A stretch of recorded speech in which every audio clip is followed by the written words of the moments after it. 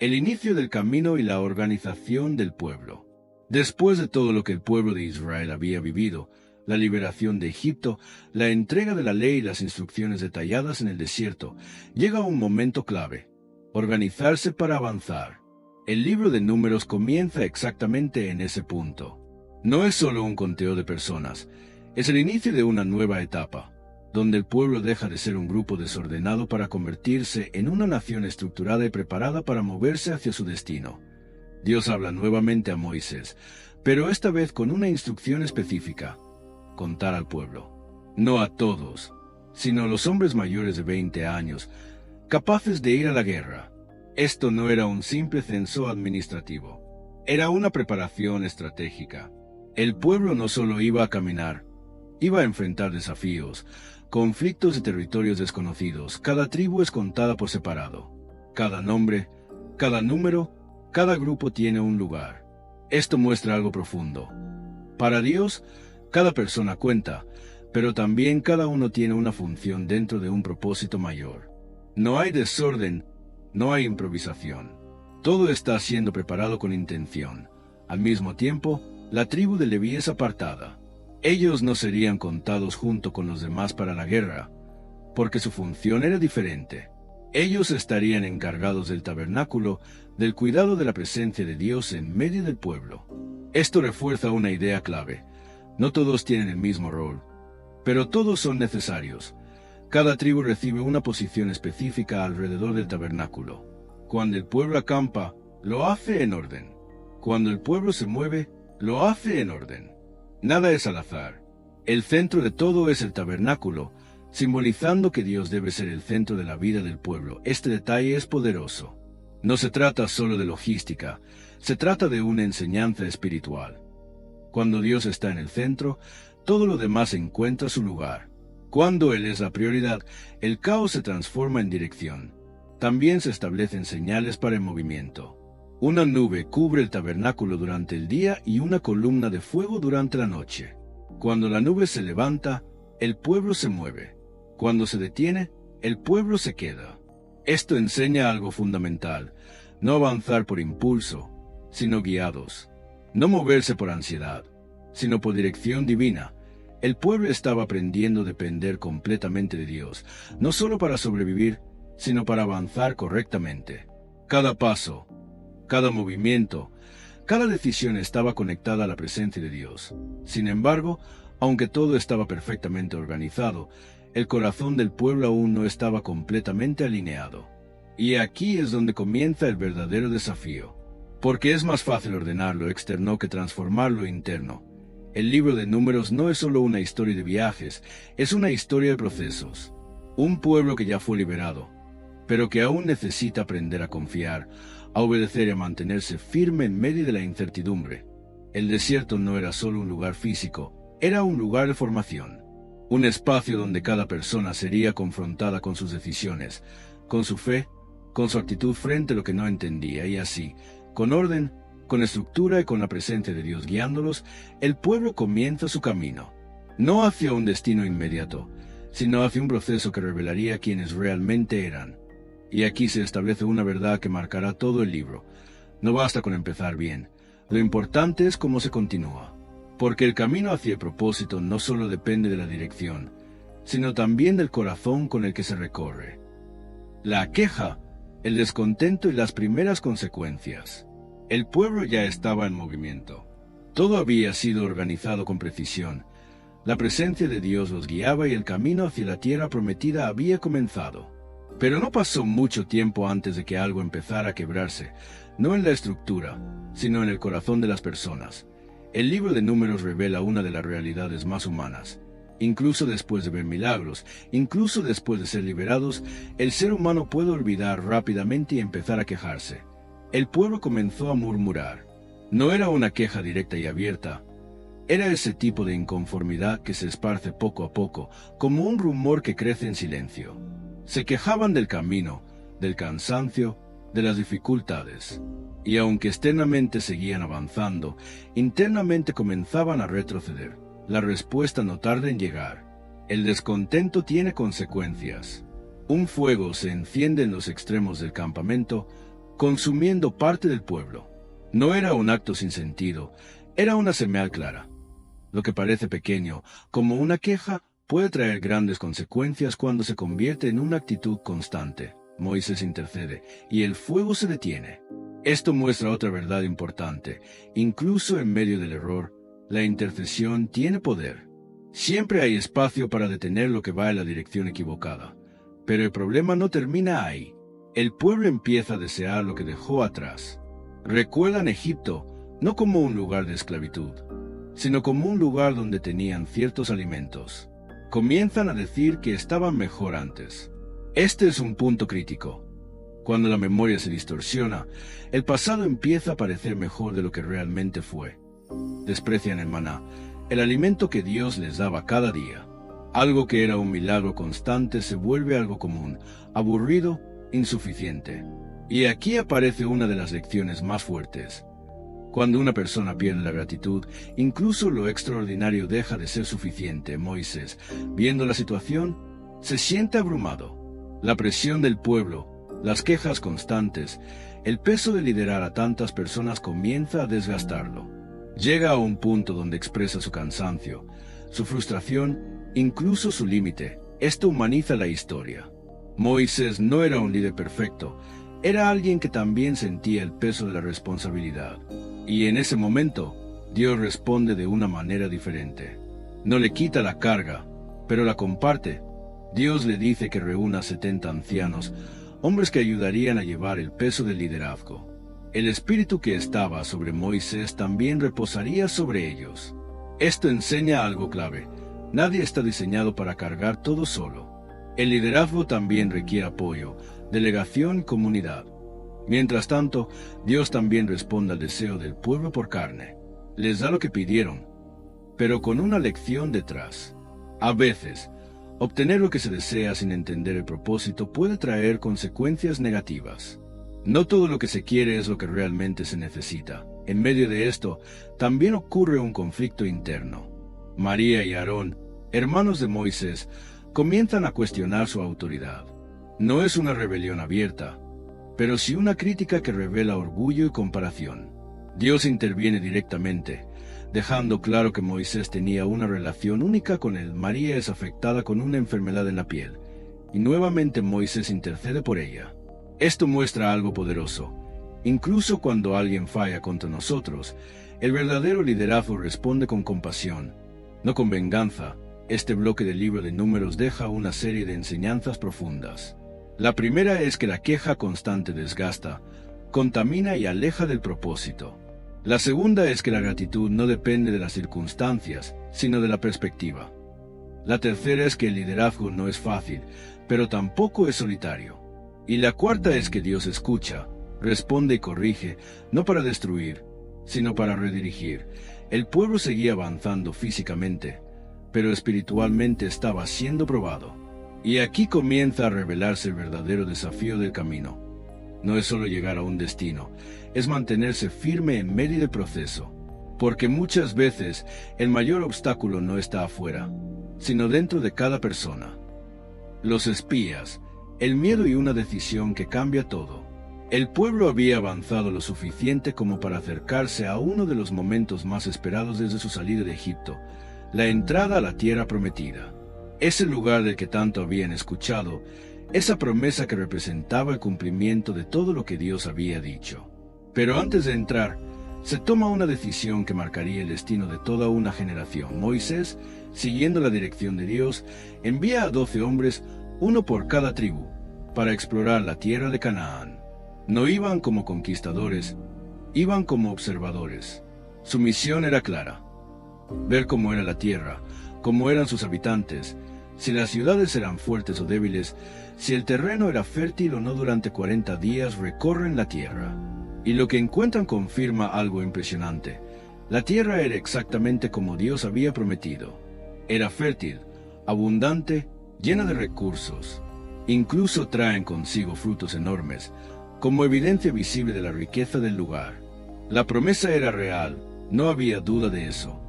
Pero junto con esa evidencia, también traen otro tipo de información.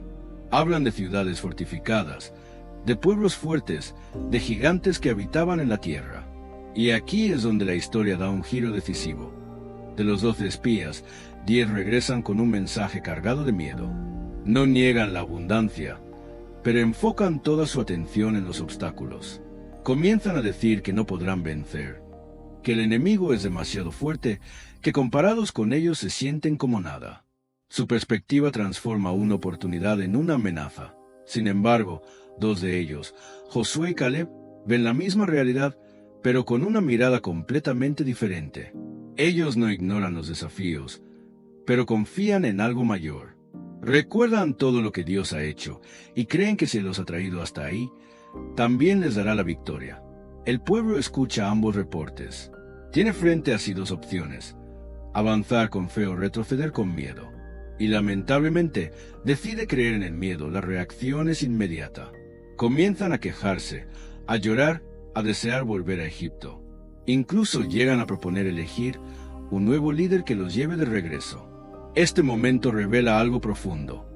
Cuando el miedo domina, la persona es capaz de renunciar incluso a lo que tanto deseó. La incredulidad del pueblo no es solo una emoción, es una decisión. Deciden no confiar, a pesar de todo lo que han visto. Deciden ignorar la evidencia de los milagros pasados y enfocarse únicamente en el tamaño del problema. Josué y Caleb intentan convencerlos. Les recuerdan que la tierra es buena, que no deben temer, que Dios está con ellos. Pero sus palabras no son suficientes. El pueblo está completamente dominado por el miedo, al punto de querer silenciarlos. Dios, viendo la situación, declara una consecuencia clara. Esa generación que decidió no confiar no entrará en la tierra prometida. Tendrán que regresar al desierto, y durante 40 años vagarán, uno por cada día que los espías estuvieron explorando la tierra. Esta decisión no es arbitraria, es el resultado directo de su incredulidad. Habían sido llevados hasta la puerta del cumplimiento, pero no fueron capaces de dar el paso final. Pero hay una excepción. Josué y Caleb, por haber confiado, sí entrarán. Esto muestra que incluso en medio de un entorno negativo, es posible mantenerse firme y recibir un resultado diferente. El pueblo, al escuchar la consecuencia, intenta cambiar de actitud. Decide avanzar por su cuenta, sin la dirección de Dios. Pero ya era tarde. Suben a la batalla sin la presencia divina y son derrotados fácilmente. Este momento deja una de las enseñanzas más fuertes de todo el libro. No basta con querer hacer lo correcto después de haber decidido mal. El tiempo y la obediencia son clave. Hacer algo correcto fuera del tiempo correcto también trae consecuencias. El bloque de los espías muestra cómo una sola decisión puede cambiar completamente el rumbo de una vida e incluso de toda una generación. El miedo no solo detiene, también hace retroceder, y así, lo que pudo haber sido una entrada rápida a la promesa, se convierte en un largo proceso en el desierto. No por falta de poder, sino por falta de confianza. Este capítulo del camino revela una verdad que sigue siendo actual. Muchas veces, la diferencia entre avanzar o quedarse estancado no está en las circunstancias, sino en la fe con la que se enfrentan. Rebelión, disciplina y la paciencia de Dios. Después del momento crítico con los espías, el destino del pueblo ya había cambiado. No entrarían inmediatamente en la tierra prometida, sino que pasarían años en el desierto. Pero ese tiempo no sería tranquilo ni fácil. Al contrario, sería un periodo donde saldrían a la luz muchas actitudes ocultas, especialmente la rebeldía. El pueblo ya no solo dudaba en momentos específicos, ahora comenzaba a cuestionar la autoridad establecida. Y aquí aparece una de las rebeliones más fuertes de todo el libro, la rebelión de Coré. Datán y Abiram, estos hombres no eran desconocidos. Tenían influencia, tenían reconocimiento dentro del pueblo. Pero en lugar de usar su posición para construir, decidieron desafiar directamente a Moisés y a Aarón. Su argumento parecía razonable en la superficie. Decían que todo el pueblo era santo, que no había razón para que Moisés y Aarón tuvieran una posición especial. Pero en el fondo no era una búsqueda de justicia, era una lucha por poder. Era orgullo disfrazado de igualdad. Y esto es algo peligroso, porque cuando la rebeldía se justifica con argumentos aparentemente correctos, puede confundir a muchos. Moisés no responde con violencia ni con imposición. Propone una prueba, que Dios mismo muestre a quién ha escogido. Al día siguiente, cada uno debía presentarse con incienso delante del Señor. El momento es tenso. Todo el pueblo observa. No es solo un conflicto humano, es una confrontación espiritual. Y entonces sucede algo impactante. La tierra se abre y traga a los rebeldes junto con sus familias. Al mismo tiempo, un fuego consuma a los que ofrecían incienso incorrectamente. Esta escena es fuerte, pero transmite un mensaje claro. No toda oposición es válida y no toda rebeldía es justa. Hay momentos en los que cuestionar es necesario. Pero también hay momentos en los que el problema no es la situación, sino el corazón con el que se enfrenta. Sin embargo, incluso después de ver algo tan impactante, el pueblo vuelve a quejarse. Culpan a Moisés y a Aarón por lo ocurrido. Y nuevamente, las consecuencias aparecen. Una plaga comienza a extenderse entre ellos, pero una vez más, Moisés y Aarón interceden. Aarón corre con incienso y se coloca entre los vivos y los muertos, y la plaga se detiene. Esta imagen es poderosa, alguien colocándose en medio para detener la destrucción. Representa intercesión, sacrificio y responsabilidad. Dios, sabiendo que el pueblo aún tenía dudas sobre el liderazgo, da una señal adicional. Pide que cada tribu entregue una vara, un símbolo de autoridad. Las 12 varas son colocadas en el tabernáculo. Al día siguiente, solo una había florecido, la vara de Aarón. No solo tenía brotes, tenía flores y frutos. Esto no era algo natural, era una confirmación divina. Dios estaba mostrando claramente a quién había escogido. Ya no había espacio para dudas. Pero el problema del pueblo no era la falta de señales, era la falta de disposición para creer. En medio de todo esto, también se establecen responsabilidades claras para los sacerdotes y levitas. Se define quién debe hacer qué, quién debe acercarse y quién no. Esto no es para excluir, sino para proteger el orden y evitar más caos. El pueblo comienza a sentir el peso de la santidad. Se dan cuenta de que no pueden acercarse de cualquier manera, que hay límites, que hay consecuencias. Y por un momento, expresan temor, reconociendo que la presencia de Dios no es algo que se deba tomar a la ligera. Este bloque muestra una realidad constante. El ser humano puede ver milagros, señales y evidencias, pero si su corazón no cambia, seguirá repitiendo los mismos errores. La rebeldía no siempre se presenta como algo evidente. A veces se disfraza de opinión, de inconformidad, de comparación. Pero en el fondo, revela una lucha interna con la autoridad, con el orden y con el propósito. Aún así, en medio de todo, se destaca la paciencia de Dios.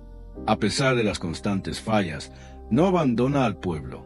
Corrige, disciplina, pero también da oportunidades, confirma, guía y sigue adelante con su plan. El desierto continúa siendo un lugar de prueba, pero también de formación. Cada situación, cada conflicto, cada consecuencia está moldeando al pueblo para algo mayor. Y aquí queda una enseñanza clara. El problema no es enfrentar dificultades, el problema es cómo se responde a ellas.